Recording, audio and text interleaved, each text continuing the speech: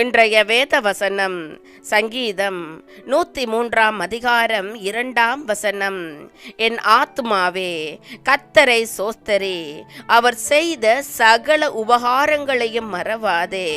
என் அன்பான சகோதர சகோதரிகளே, நீங்கள் ஆண்டவரை அனுதினம் சோஸ்தரியுங்கள்.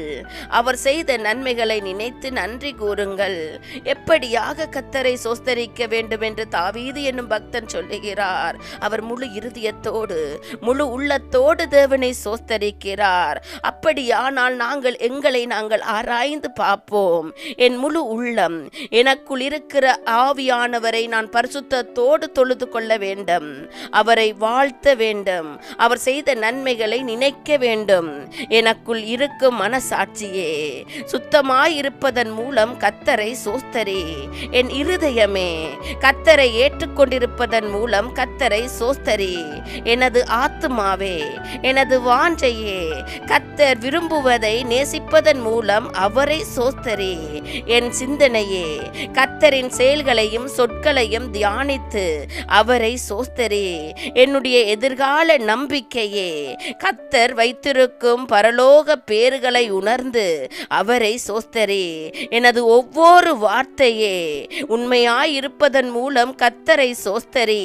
எனது ஒவ்வொரு செயலே நீதியாயிருப்பதன் மூலம் கர்த்தரை சோஸ்தரி. என் உடலின் ஒவ்வொரு உறுப்பே பரிசுத்தமாயிருப்பதன் மூலம் கர்த்தரை சோஸ்தரி. எனது வாயே, நாவே, கர்த்தருடைய நாமங்களையும் செயல்களையும் பண்புகளையும் கூறி அவரை சோஸ்தரி.